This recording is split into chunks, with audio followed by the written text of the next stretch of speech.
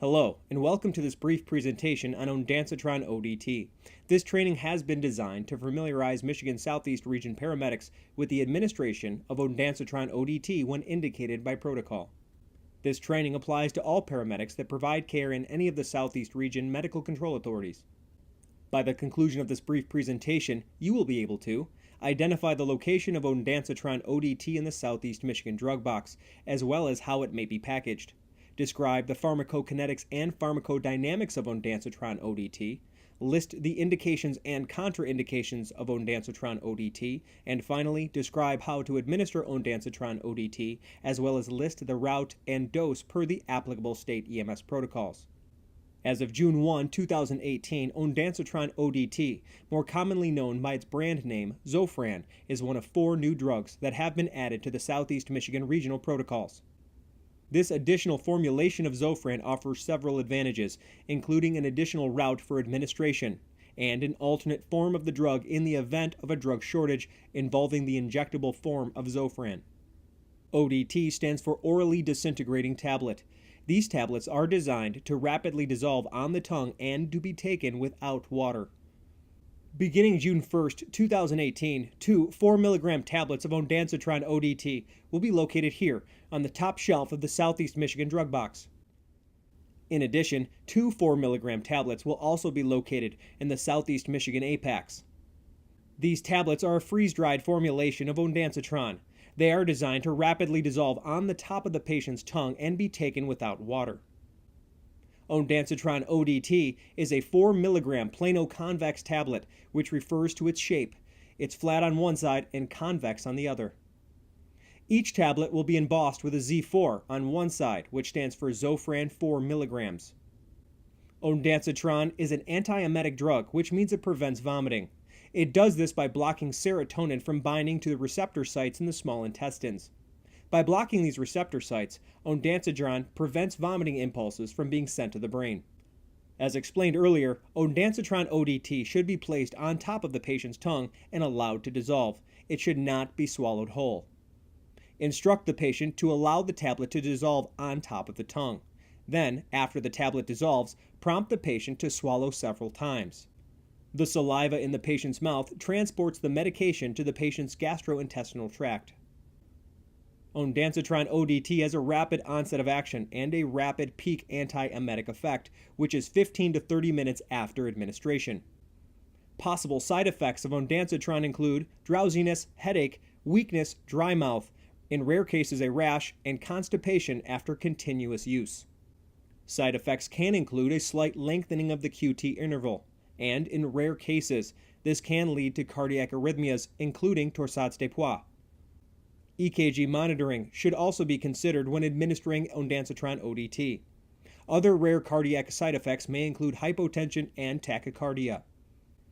Ondansetron ODT is indicated for patients weighing 40 kilograms or greater who are complaining of nausea and vomiting.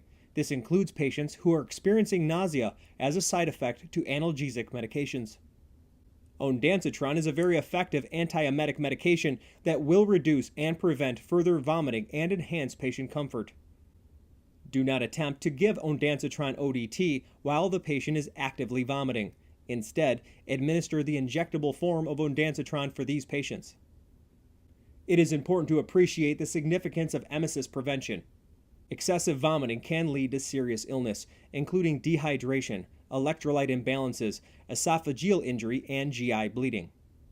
In some cases, a patient may be at risk for a foreign body airway obstruction and/or aspiration due to vomiting.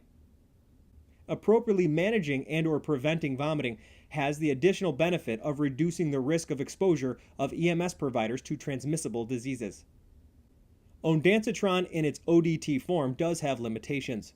It should not be given to patients weighing less than 40 kilograms and, as just stated a moment ago, to patients who are actively vomiting. Again, patients who weigh less than 40 kilograms or who are actively vomiting should receive the IV-IM form of Ondansetron. Ondansetron is contraindicated in patients who have a known allergy to Ondansetron or other serotonin receptor antagonists. It is also contraindicated in patients who have a known history of phenylketonuria, or PKU, A known history of this condition indicates the patient is unable to metabolize the amino acid phenylalanine. Ondansetron ODT contains phenylalanine, but the injectable form of ondansetron does not. For patients complaining of nausea and vomiting who have a known history of PKU, administer ondansetron IV or IM. Although not a contraindication for ondansetron, patients with a history of prolonged QT syndrome should receive continuous EKG monitoring in conjunction with ondansetron administration due to the increased risk of arrhythmia and sudden cardiac death. Although the use of ondansetron during pregnancy is not contraindicated, consider avoiding the administration of ondansetron in pregnant women and nursing mothers.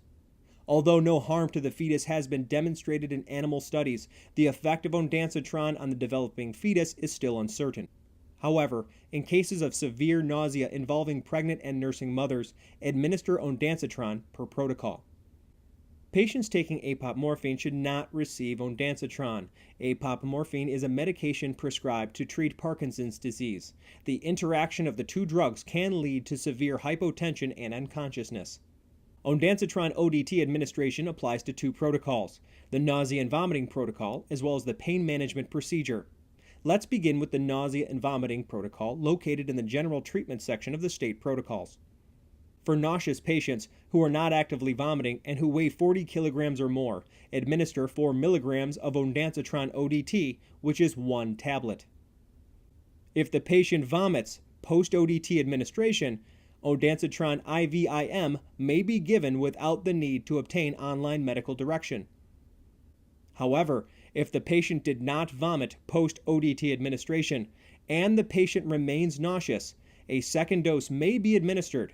Under this circumstance, you must obtain online medical direction prior to the administration of a second dose of ondansetron.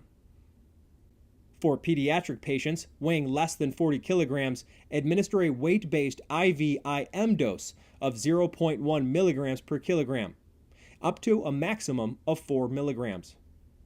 The second of the two protocols that includes the administration of ondansetron ODT is the pain management procedure. Nausea is a common side effect of opioid drug administration. To treat nausea as a part of this protocol, consider the use of ondansetron ODT. Per the pain management protocol, a second dose of ondansetron does not require online medical direction. To administer ondansetron ODT, first remove it from the drug box or APAC. Then verify the correct medication and dose, which is ondansetron ODT 4 milligrams. Carefully remove the backing from the blister pack by peeling at the tab. Leave the tablet in the foil until you are ready to administer the medication. If you handle the tablet with your gloved hands, assure that they are dry. Prior to administration, explain to the patient that they should allow the tablet to dissolve on their tongue and not chew or swallow the tablet whole. Let them know the medication will dissolve within seconds. For it to work properly, instruct the patient to swallow their saliva several times as the medication dissolves. Assure you monitor and continue to treat the patient per the appropriate protocols. If nausea and/or vomiting continue after 10 to 15 minutes, per the nausea and vomiting protocol, seek online medical direction prior to administering a second dose. If the patient is being treated for nausea and vomiting due to opioid drug administration, a second dose of ondansetron does not require online medical direction. All medications located in the Southeast Michigan Drug Box and APAC are described in Section 9 of the state protocols. In Section 939, you'll find that information is provided regarding ondansetron ODT, which includes a list of all applicable protocols, indications, contraindications, dosing, expected effects, and side effects. This concludes our presentation of Ondansetron ODT for Michigan Southeast Region Paramedics. Contact your EMS coordinator or medical control authority with any questions regarding the information presented in this training. Have a great day.